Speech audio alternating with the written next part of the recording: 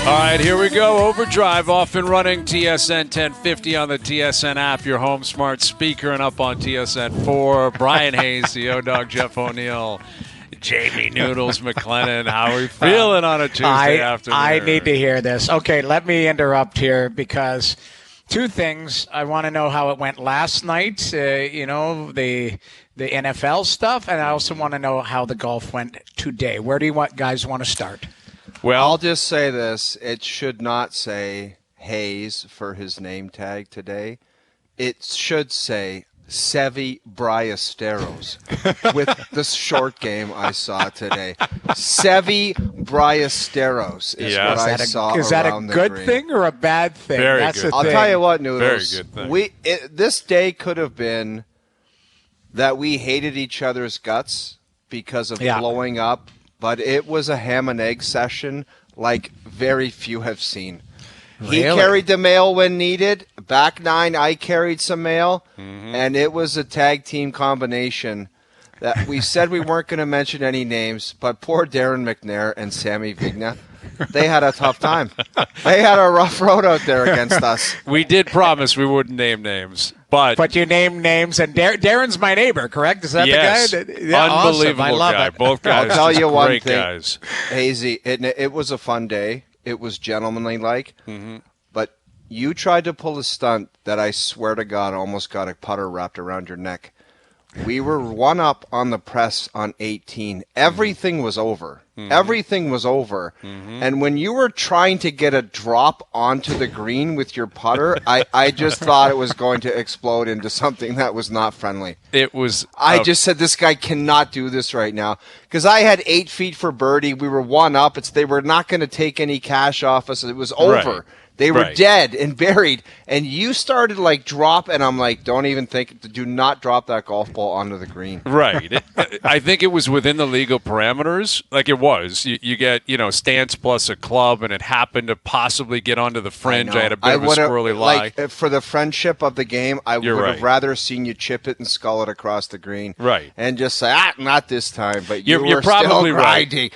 You're grinding for that extra point. It's 18 at the Nash, a beautiful hole. I also wanted to try to par it. I mean, that's kind of what I was thinking. I almost made that chip, too. You know it, man. I almost chipped in. Sevi Ballesteros. Please, Joe from the Wow. Bridge, change his name for the rest of the day. So you had a game. You had yourself a game? We were a team. Partsy, that's what it was all day. Hey, Partsy, great play, Partsy. Pick that up, Partsy. Lag it in there, Partsy. It was a ham and egg special that I'm not sure they've ever seen before. But you have to admit, it was kind of going a little bit sideways on the front for both of us, where that could have been 5 down on 13, and we would have hated each other's guts. Right. Yes. And it was a beautiful day, beautiful course, great guys. Like Sam and Darren they can play golf too, man. They are legit golfers. Yeah. And I was getting a million strokes because I was the loser that couldn't keep up with the other 3 guys. But as a result, you grind, Noodles. A 5 for 4 here, a 4 for 3 there, and all of a sudden the boys are moving and shaking up the 18th. So you had there was some eyeballing. There was some eyeballing. So you were good on the green? He just, I know how to score when I have to score. This guy was getting shots, and these other 2 guys, I watched both of their swings on the first tee, and I said, these guys are going to kill us. Yeah. Kill us. We're we got these homemade golf swings slapping it around out there. But we grinded it, man. Yeah, we sure grinded did. it. We sure did, Noodles. Wow. It was a beautiful day, and it was just great to see a lot of people out there. That's really what it comes down to. We are men of the people. I love it.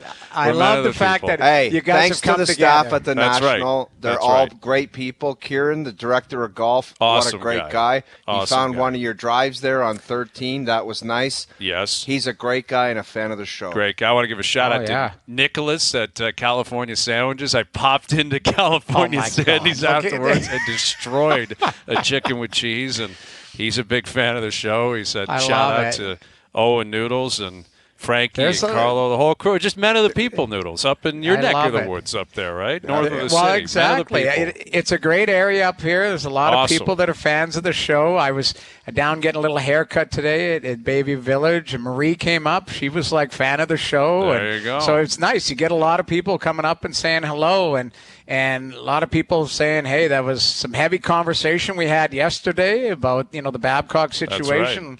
That's right. Getting a lot of love about that. And, I think, but I do want to say last night, what happened with the NFL? Well, where are we at here? It was very what's standard. the score now? Well, these guys haven't missed. Like, they literally have not got one wrong. We got a victory and a push, so we're 9-1. You're 9-1. And I'm glad that was a push last night because what do you mean rooting 9-1? It's just a wipeout. It's not even a thing if it's a push. There's no. It counts as a tie, I guess, but it swings both ways. And I'm glad that Bryce Young had himself a positive end of the game last night with a late touchdown, a 2-point conversion. I need to stay inspired, Noodles. I have not been challenged for multiple years battling against this guy. So this is some adversity for you. That's what it is. Exactly, because I'm watching the Saints kind of run away from that game, and this isn't good. Like, my eyes are clear. I'm seeing the board. The Visine is starting to kick in. I'm like, I need to muddy the waters here. I want to be, chasing it a little bit to stay inspired. So actually, I think it's been a good thing for me. And I got to give these guys credit. Like, truth be told, no joking around here. They literally have not missed a spread. You know how tough that is to do? Well, they have hit every single bet. If you've been riding Team Owen Wilson, you are plus serious units through 2 weeks. I got to be honest, too, guys. Like, I was back and forth with both games.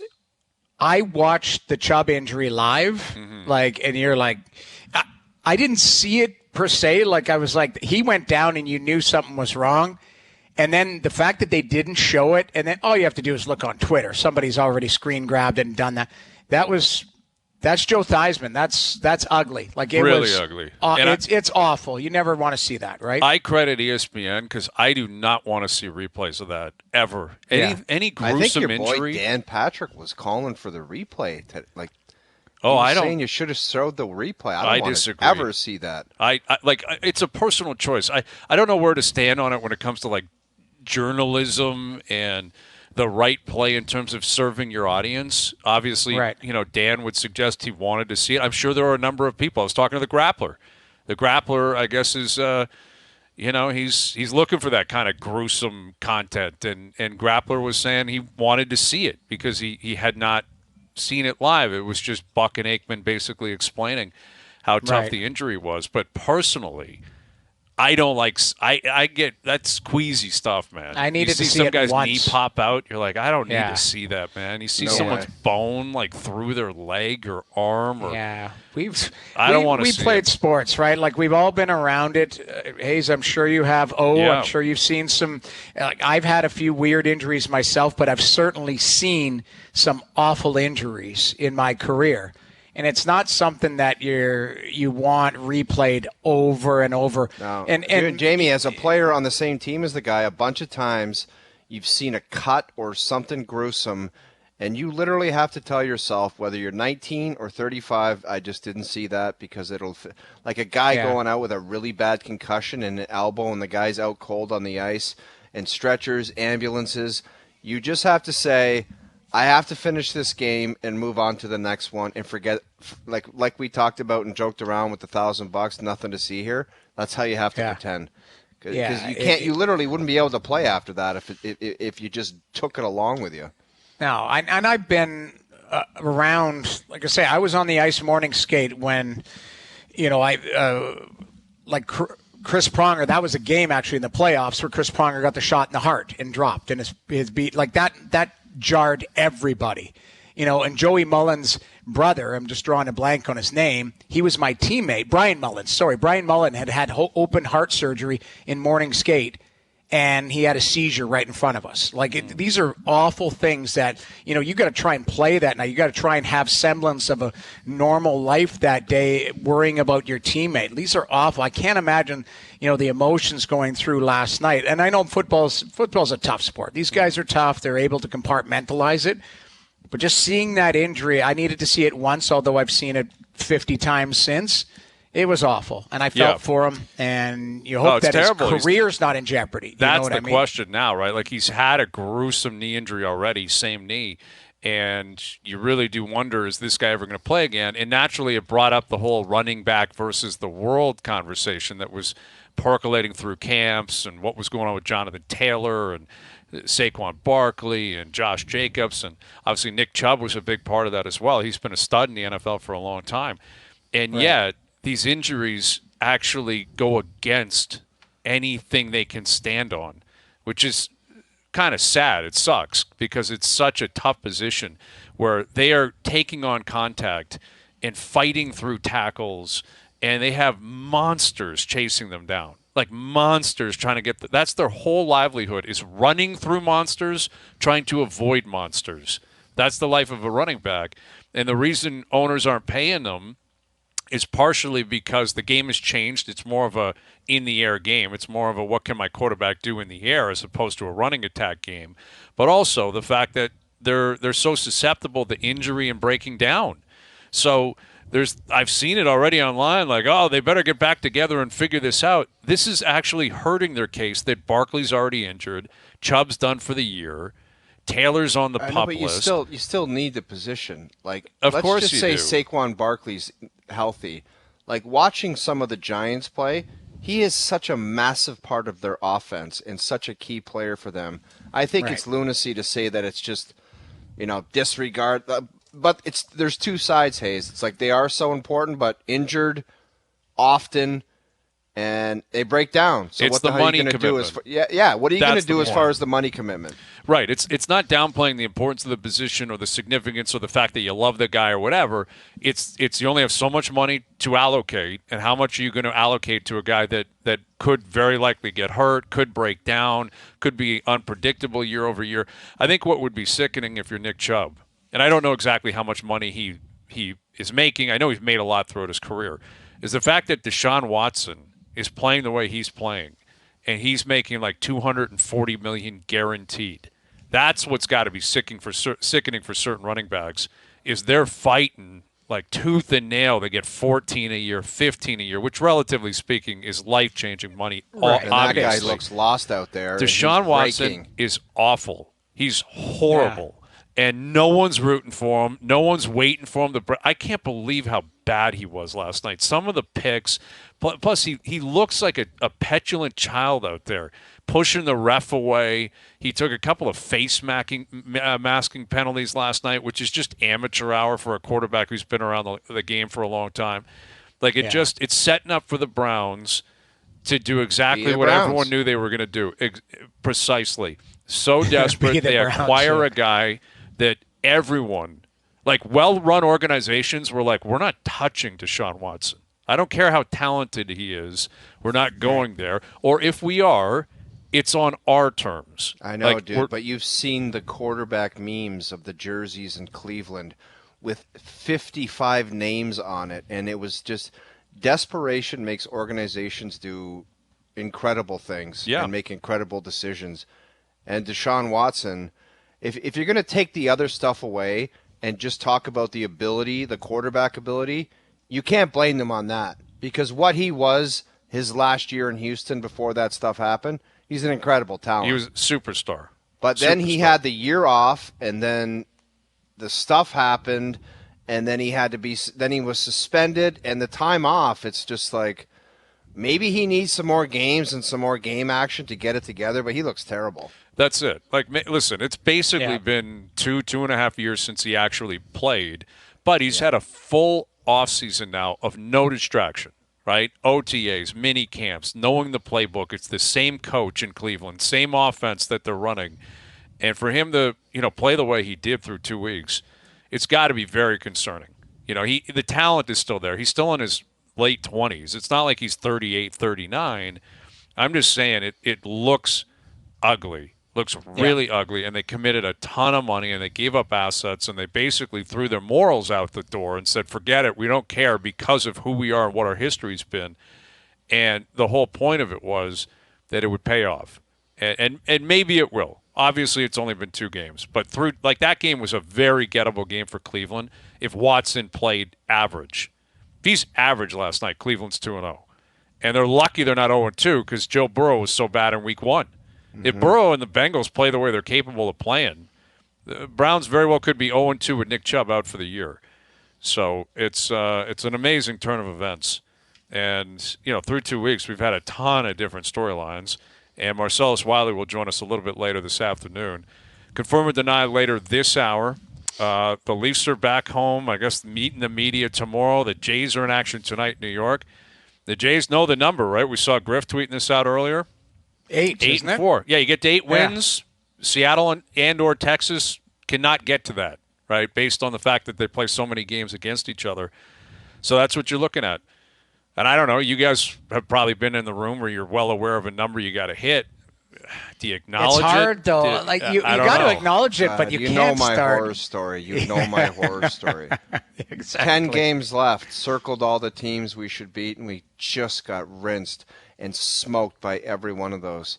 It's just, you know that sport. They just got to go out there and play to win every night. Mm-hmm. But it just doesn't happen. There's going to be some stinkers. And just hopefully the teams like the New York Yankees in New York don't turn into the New York Yankees in New York. Right. They got to be the team that has nothing to play for and just kind of – you're not going to get mail-in in pro sports because whoever puts the jersey on and goes in that roster spot's got to play. But those are scary teams, man. Any sport, scary teams that are out of the playoffs. How many times do we say it, trap game? Trap games, hey, you're going in here, it's a trap game against a bottom feeder team that has nothing to play for. And these players that are on these teams that aren't in the playoffs, that aren't not playing for anything, in their mind, they're playing for a job. They're playing for, establishing themselves within the organization. You can't take them lightly. That's the thing. And the Jays just got to worry about their game in front of them. Yeah, 8-4, you got any combination of that. It's still not just a walk in the park. You got to make that happen, right? So that's still asking why not a lot. Start tonight? It is. Yeah, that's still what is that? 666 baseball like that. That's a good run, man. And it doesn't feel like they're going 9-3 or 10-2, right? Like it feels like if they get there, they're getting to. It's like 8-4. 7-5 and they get in just based on that's how they've played all year. They've been a team that takes some and then they give it back. They take some, they give it back. They use Kikuchi on the mound tonight. And again, the Yankees are not playing for anything. They're really not. But they are playing at home. And it's New York, and they got some kids in the lineup and guys trying to make impacts on their own careers and on the front office. And we'll see what comes of it. So Keegan Matheson will join us of MLB.com. Keegan's down in New York at Yankee Stadium. Keegan coming up later this afternoon.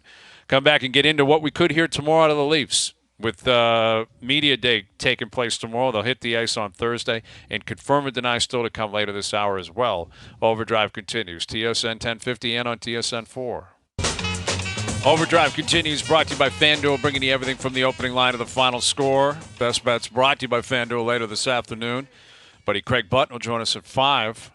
Camps are opening up. Teams are doing media days all over the country, all over the league for that matter. So Ottawa, their new owner, or not prospective owner, their new owner, it just isn't official yet, Michael Andlauer. He was out at their charity golf tournament today, and he's excited, as he should be. And I noticed Ottawa, though, the players, not willing to commit to a goal of making the playoffs. Not willing to go. I just can't understand. Why? What do you mean? What did they say? Essentially, I saw Claire's report. Essentially, they don't want to put like a bold statement out there, or they just want to take it day by day, like very cliched. We're just day by day, and we're really excited. And Pierre Dorian last week, their GM, also was like, I don't want to commit to saying we're going to make the playoffs. I'm like, come on, guys. You have to. You made the playoffs in almost a half decade. There's always the two different philosophies, right? Where the young guys in L.A. and the Chicago Blackhawks, they're 3 or 4 years into the league, they were winning cups. It wasn't dip our toe in and scratch into the playoffs and get dummied by a really good team. I think they made it, and then they won the Stanley Cup, and then they won 3 in 5 or 6 years. Mm-hmm.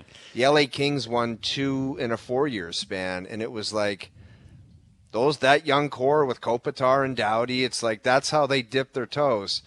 But it's really difficult to win. But you got to say, playoffs I don't know, but do you want to get fixated on it? Like if you have a tough start again, which they've had the last couple of years, like terrible starts. The thing is, then you start thinking, "Oh my God, we're not going to make the playoffs." But that's got to be the goal. It's a soundbite, but it's like asking, okay, now the narrative here in Toronto, they made the playoffs, 7 years in a row? So you say, are you winning the cup this year? Nobody's going to commit to that. Yeah, we are. Okay, this guy said it. So it's all the soundbite. I know it's different winning the cup as opposed to making the playoffs, which 16 teams. But that is the equivalent for Ottawa, which a team who hasn't made the playoffs in 6 years. Mm-hmm. So I think in their mind, it's probably a weird kind of, all right, we're not going to say it. It's just in it. We're going to keep that in-house. We're making the playoffs. And which is, I get it, which is the bars. I know here it would be like, that's a low bar. But keep in mind, that group hasn't gone through that process yet. It would be like tomorrow on Media Day saying to Matthews, you signed a 5-year deal here. Are you guaranteeing a cup? And what is he going to say? Well, we're going to try. We're going to want to. Yeah. It's because the Leafs are already in that playoff situation. They've been in playoffs where Ottawa, that core hasn't got there yet. They haven't done anything yet. So right. That's the way. I understand what you're saying, and that's the progression of like the next step. But that is like whether the Leafs say it or not tomorrow, like that is understood that that's what I certainly hope they believe. Well, they better pursue. start the season. Yeah, exactly. And if so, I don't think that is a soundbite necessarily. If Matthews said our goal is to win a Stanley Cup, like that's what we're doing. I don't think anyone's like, oh, for the last he said a cup, years. Right. Exactly. Like that's what he should say. I'd love to hear that kind of confidence. I'd love to hear them say, absolutely, like that's the goal. That's what we're here. We're determined to do it. I expect McDavid to say that tomorrow. Like there's certain teams around the league where I would expect them to say, absolutely, that's our plan. That is Edmonton's goal. Like it's cup or bust for them. That's and it's not a guarantee. Yeah. And guess what? You don't get kicked out of the league if you don't achieve it. I guess is my point. You're right. You're right. Is if Ottawa said, absolutely, like if Brady Tkachuk said, we're going to make the playoffs, we can't wait, we're going to show the world, and then they don't, he doesn't get fined because of what he said at the golf tournament in September. It just seems weird that Ottawa is like adverse to even saying the word. Is it possible? Like we're not going there. Is it possible for the Ottawa Senators, Hayes and Noodles, to have a good season and not make the playoffs? No, not possible. If they miss by a point, it's a failure, in my opinion.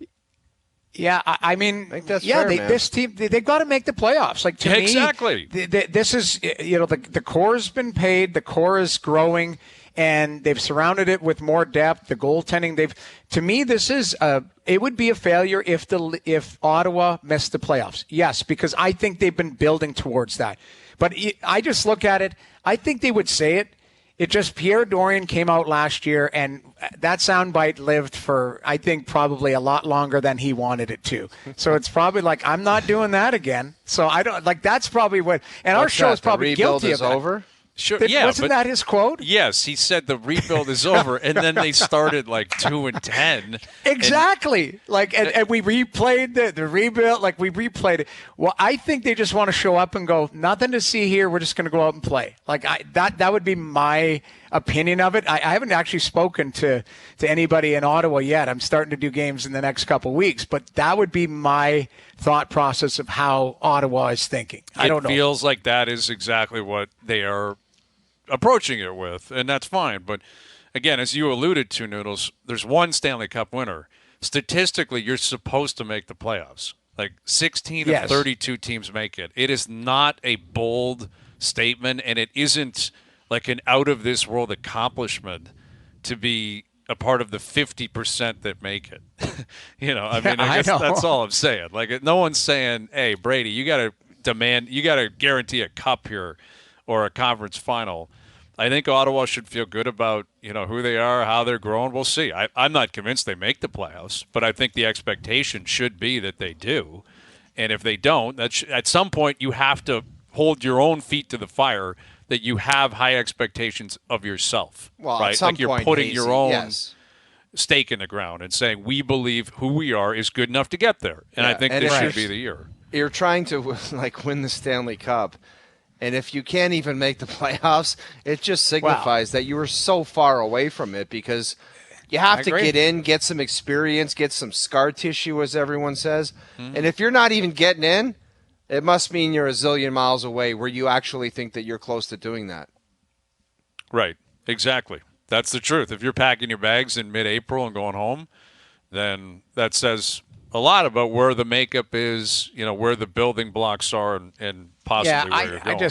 I think, you're going into the season, we could probably, I don't know if this is a segment we could do, but you're just looking at all 7 teams in Canada, which we focus on mostly, and go, what is you just said it, expectation, not only from us on the outside, but 97 has already been saying some things in Edmonton where, he's it seems like he's pretty dialed in. I don't know what that means. You want to go coast to coast on the fly here? We can do that. But as far as what do you expect? Like, what is a win and what's a failure for that particular organization? Okay, I'm willing to do it. I'll go flying across the country with you boys right now. You want to do something spontaneous? You want to get crazy? Let's get crazy. Vancouver Canucks expectation. Let's call it segment Playoffs. Expectation versus reality. I think their expectation should be that they can sniff the playoffs, that they're playing meaningful games late in the season. Yeah, I think the same. I think of the Vancouver Canucks this year, the same thing I thought about Ottawa last year.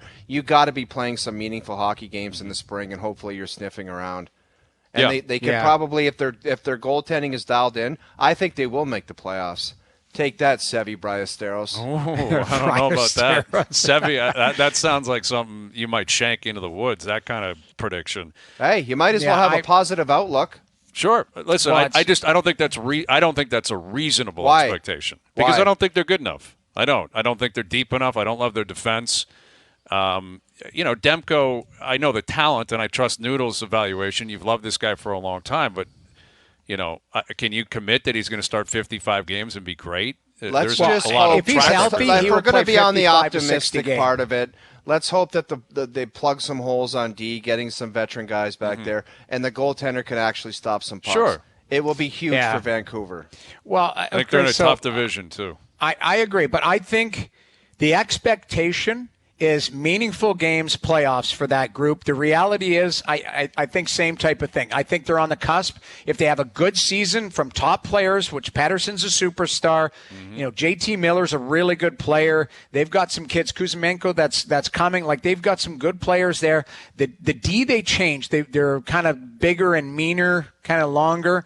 And the goaltender, if he stands on his head, they can make the playoffs, but then again, who's coming out? Yeah, that's always the big Oilers. Argument. Very simple for me on this one. Cup or bust. Yep, cup or bust. Well, they've lost 2 years in a row to the Cup champions. Really, it's Colorado and Vegas last year. I don't know, bust. If they lose in the finals, like I would say, they've got to go deep. Like, for me, deep into the playoffs, deep. Like, not talking a round or two. Like, we're talking it's conference final or finals. Conference finals or finals. That's I think for it's me. I think it's cup or bust because of the one guy, right? Like, it's with McDavid. If you get to a cup final, like, that's his opportunity to say, this is my crack at it. I get 2 weeks. I just think, here. Hazy, if those two played the way they did last year, the way they dominated, 1 year no one's going to be able to slow them down. 1 year nobody is going to be able to stop that. Yeah. Yeah, but you said it's proven time and time again. You get a big D core that are long and physical. Exactly. They'll shut down anything. But I just think there's going to be somebody. 1 year, you just will not stop those two guys because they're that good. You saw them. Like, they're insane. Keep in mind, the other guy's got only a couple of years left on his deal. So that's going to have to be sorted out. Draisaitl, I'm talking about. So, It's deep into the playoffs, but I'll say for this particular exercise, it is cup or bust because that's what we're looking at. Okay, I think that's a reasonable expectation. Cup or bust. Let's go up the road to Calgary. I think playoffs. Making the play, redeeming yourself. Like, it's almost like you need to put yourself back on the map. Last year they ripped themselves off it after having a lot of success, in recent years. Yeah. Do you think they can rebound from that disaster to just going right back to being it wasn't too long ago they won the West, I believe. They won. Yes, they had the most points in the West. They were the top seed a couple of years ago. That was when Kachuk was there and Gaudreau was there. They're not there anymore. Well, but Markstrom was a Vezina finalist that year. Mm-hmm. That's the guy for me. He played 63 games two years ago and had a .922 save percentage. He played 59 games last year and had like an .896. Mm-hmm. Like, I'm expecting a bounce back from Markstrom. I'm expecting a bounce back from Huberdeau. I don't know what that means. Even if he's an 80-point guy, That's 25 more points than he had. He had 55 points last year. Michael Bunting had 55 points. So that's what you're dealing with. And Huberdeau's a $10.5 million player starting this year.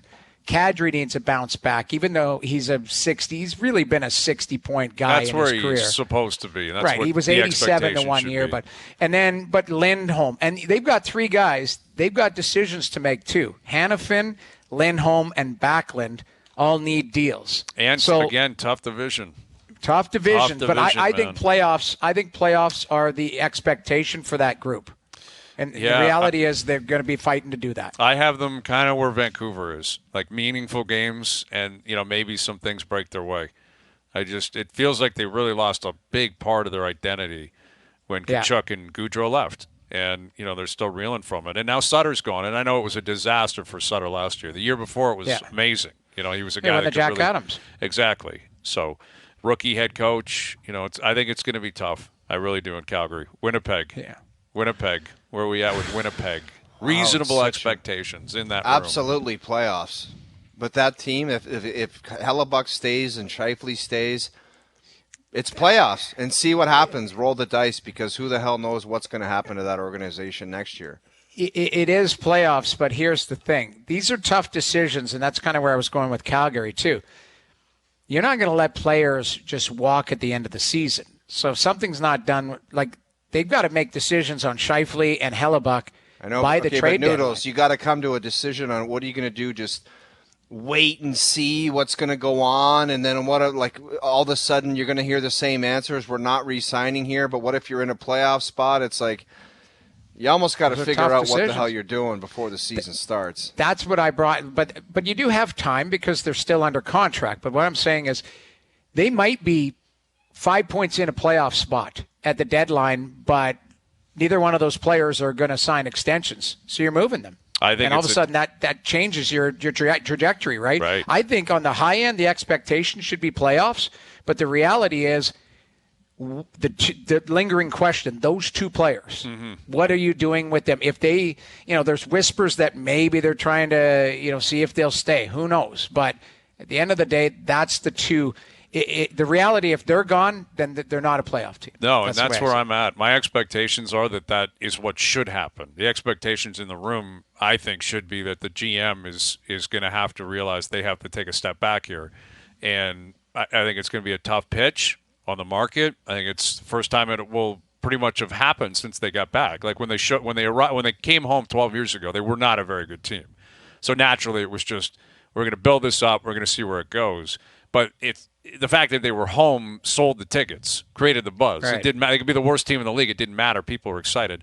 Now is the first real test, in my opinion. If Scheifele and Hellebuck are gone, if they're both going to walk, then this team has no legitimate future as like a cup contending team or even coming close. If I got any sniff that there's zero chance, I don't know when the best possible time to have traded those guys were, but if they're not coming back and they told that to my face, whatever the pressure point would be to get the best deal for any, I'm taking it. I'm not having nothing for them.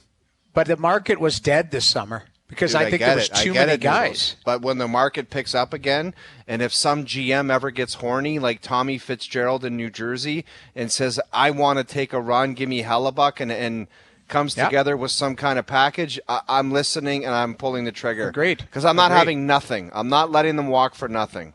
That's just me, though. I'm with you on agree. that. I think it's imperative that I would probably flip them anyway. Flip them, reset, realize it didn't work, determine who you're keeping, who you're building around. Is it Morrissey with Connor, possibly Ehlers if he can stay healthy? You got this Velarde kid now. You got some kids younger kids that are either on the team or coming, and it's going to be tough. It'll be a tough transition. But it might have to be the play. And I'll tell you what, the Winnipeg Jets are an example because the Leaf fans and the expectations are, good team, you better win a cup. They had a really good team there for a long time, and they got to the conference finals one time against the Vegas Golden Knights. It's tough to win, though. It's tough to win. That's what I'm saying. Just because you have a good team and you have some stud players, it doesn't mean Jerry waltzes out on the ice and gives you the jug. You just don't. It doesn't. It's not an automatic. Right, that Perfetti's a player. Like, they have some young guys to cycle through. But that's my point is I think the expectation right now, what we're looking at that team on paper, that should be a playoff team if that group stays together the whole season. Yeah, that being said, the OverDrive bird to the Belle Province. Okay, we're flying right to Montreal. Okay, we're flying over Ottawa and Toronto to Montreal. Meaningful games, but no playoffs, but meaningful games. No chance. I think the expectation should be a bottom 5 team in the league. Like, that's what I expect Montreal to be, one of the 5 worst teams in the league. And if we're being reasonable, I'm not saying they're going to say this publicly, but truth serum in the room, Bell Center, one of the 5 or 7 worst teams in the league. That's what I think Montreal will be. And I think the expectation should be Suzuki, Caulfield, Slavkovsky, those young defense who got a lot of games in last year, they keep growing, right? Like, that's it. Marty St. Louis has got to make sure the young players continue to grow. And the management has to continue to flip players when they can, load up on assets, and keep building for 2026 or whatever it is. Because they're one of the worst teams in the league. That's who Montreal is, and that's what they're going to be. But are they going to be just good enough where they kind of cause some problems and they're one of those teams that miss out on the – because what you don't want to be is just missing out on a lottery and also missing the playoffs. But I think they're still in a rebuild, but that's why I said meaningful games just to help these guys continue to grow. That should be the hope. But that's it's hope, not but like that's not the reasonable expectation, Noodles. Like, I think there's a better chance they're the last place team in the league than a playoff team. Oh, no, I think they'll be better than that. Like, if Caulfield's healthy, Suzuki, they got that Doc kid. They traded for Alex Newhooks, who's a really good player. Slavkovsky, if he's healthy, and Gallagher's still playing there. Josh Anderson's a really good player. Like, they're better than people think on paper. I don't know, man. I don't like, if Doc was so good, why did Chicago get rid of him? If Newhook was so good, why did Colorado get rid of him? Chicago, you know why Chicago got them? Because of the Golden Goose that we're going to be watching. They were chasing Bedard. Bedard. Exactly. They were fine with moving players that were 21, 22, because their reset is for when this 18-year-old is 23 or 20. That's the reality of it. Is they went scorched earth and they won a lottery. Chicago. Yeah, so did Montreal the year before. Right? Like, it's not like Montreal. Like, if I were to put a number, 84.5 points, would you go over or under? Probably under. I'd say 80 points is that's where exactly. I think they're at. Which is meaningful games, but not making the playoffs. Okay. Like, we have a different interpretation of meaningful games. If you're finishing at 80 points, you're way out of the playoffs. Way out of the playoffs. I think meaningful as far as guys getting better. Yeah. Whoever wins the Atlantic this year is not getting 115 or 120 points. I guarantee you that those teams are going to be taking points off of Boston, off the Leafs, off Florida, all these teams that are at the top, because Ottawa's going to take some points. Detroit's going to take points. Buffalo's going to take points. Like, there's going to be a big step back to the top-tier teams based on the teams that are coming now. So I think it's a realistic expectation. That's possible. What's the reality of it? Okay, fine. But what I'm saying is I don't think it's Montreal that's taking them. I'll give you Buffalo. I'll give you Ottawa. I might give you Detroit. I just don't think it's Montreal that's going to be taking them, personally. Well, listen, the worst teams in the world still get 65, 80, 75, 80 points. And they still – like, what did the last place team get for points last year? I didn't even – It was. Let's just put a bow on it. They're not making the playoffs. Nobody's expecting that. Well, exactly. Nobody's expecting that. All right. Ottawa, we've already covered. There's one team left, the blue and white. Mm-hmm. Second round. Yeah, it has to be at least that. I mean, at a minimum. I think it's not far off Edmonton, if we're being honest. We're this deep into the plan. You've invested in these players. They're all veterans. They've been in the playoffs 7 years in a row. If it's cup or bust for Edmonton, I would suggest it's probably the same for the Leafs. If not, like a Final Four. It might be a step below Edmonton because of McDavid and Draisaitl, and they've had more success in the playoffs. They've been better in the playoffs. Yeah, so I might put Edmonton a step ahead of them. You got to push the envelope to get to a Final Four. I say Final Four is and then coin flip after that. Go and see what happens. But that's a successful year for me for that group for sure. Like, at least Final Four. Right. You know, and these are which the is conference expectations. finals. This doesn't mean they're definitely going to meet them. Doesn't mean they're going to undershoot them. Like, we're talking about before the puck even drops. This is the expectation for the 7 Canadian teams. Yeah, So I think it's fair to – well, maybe that's – okay, so you say cup expectation. I would say reality could be Final Four. Yeah, sure. Which is, I grant you that because that's a step. I would put them a step below where Edmonton's at. If Edmonton's cup or bust, the Leafs are Final Four or bust. You know, conference final or bust. It just takes me back to some chances in the past, like the bubble year, or whatever the hell that was, where they played Montreal up 3-1. You got Winnipeg sitting there, and it's just like, I don't know. Like we talk about, it would be so great if they did this, and it was like, man, if you look back, it was all sitting right in front of them, where it's like you didn't have to wait and put everybody through misery. Mm-hmm. But ultimately, Brian, like the difference is in the last 7 years, they would be right there with Edmonton if they'd won a little, couple more rounds in the playoffs. Because they would have had that underneath their belt. We would have had more sample size as to like, this guy's, done this guy's done that. So really they're close. It's just that McDavid and Draisaitl have gone a little deeper into the playoffs. That's what it is. But if you look back in hindsight, what O's saying, if they had won a couple, if they beat Montreal and lost in the second round, now all of a sudden it's not, hey, we've lost in the first or second round 7 years in a row. It's like, okay, we've done this a couple times. That's the difference. It's a thin layer, but it's still a layer. It's definitely a layer, and I think the individual players as well. McDavid and Draisaitl have been freaks for the most part in the playoffs, and have put on performances that are out of this world, where that has not been supplied by Matthews and Marner, which would be the Toronto equivalent. Two young superstars in their primes. They've been good at different times. They put up numbers at different times, but at no point have you walked away from any series saying, look at those two guys, like so much better than anyone else, and would not accept anything but success. And they have the talent and ability to do that, but they just haven't yet, which also is another layer where not really close, to be honest with you. No, and not at that level, like the McDavid-Draisaitl level, where you're like, look at these two guys, they're freaks, unstoppable. That has not happened with the two best players in Toronto. Draisaitl had been sitting on a beach for a month, and they finally caught Marchessault caught his 13 goals in the finals. Right, exactly. Like crazy. That's the type of stuff that you were talking about. But that's what if they have their regular season, like Matthews and Marner and Nylander have, and they're able to continue that into the playoffs, that's where you're talking a deep run. And that's really what, everyone, it has to be the expectation, and you're hoping that that's the reality. Yep, that's exactly it. And listen, I'm shooting for as many Canadian playoff teams as possible. That's great. That's great for the content game. That's great for what we do daily. But we are realists, right? We got to shoot from the hip. That's how we operate here. See how it unfolds. I'm looking forward to it. Camp's open tomorrow. The rest of the evening. What's that? Good luck with your mentions the rest of the evening. Yeah. I think when I look back on mine, I had a lot of teams missing. I think I only had Toronto and Edmonton making it. But that's the truth. Those are the only two teams I'm willing to put money on guaranteeing that they make the playoffs. I think the Leafs and the Oilers are going to make it. I think Vancouver, Calgary, Winnipeg, Ottawa all have a chance. I don't think all of them are going to make it.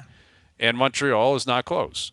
That's not outlandish. I mean, people in Montreal are smart hockey people. They understand what they're dealing with. Savvy, it's a reasonable outlook. It's very reasonable. Very reasonable. All right. Craig Button in about 20. Confirm or deny in about 40 minutes.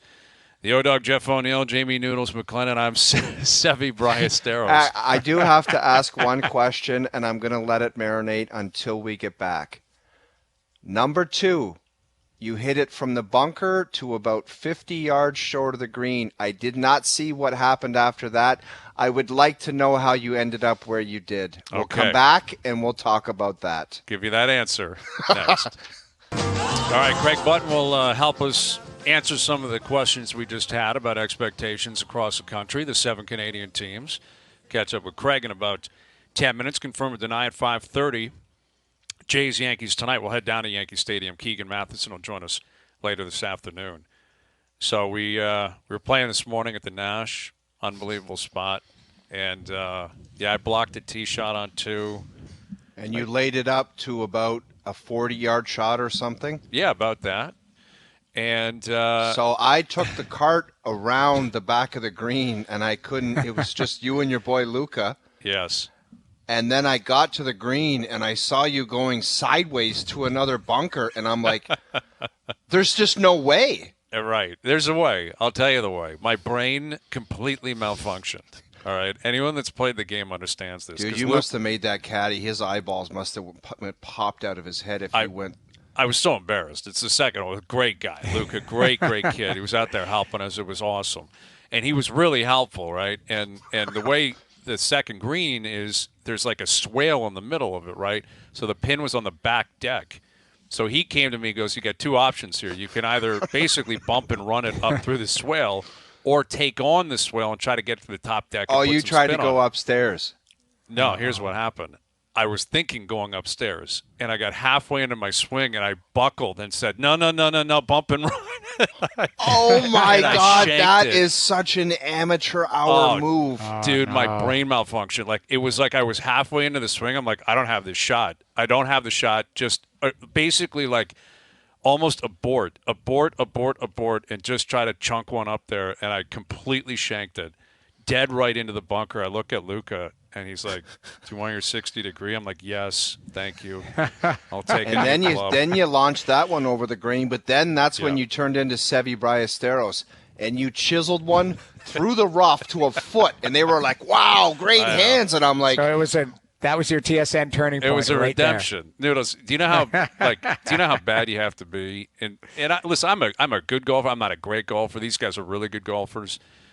When you chisel one, to O's point, out of the trees to save double, and the guys are giving you a clap, it's kind of like, am I supposed to be like thankful for that? Or, I love it. I took it double, but thanks, guys. Yeah, it was a pretty good shot.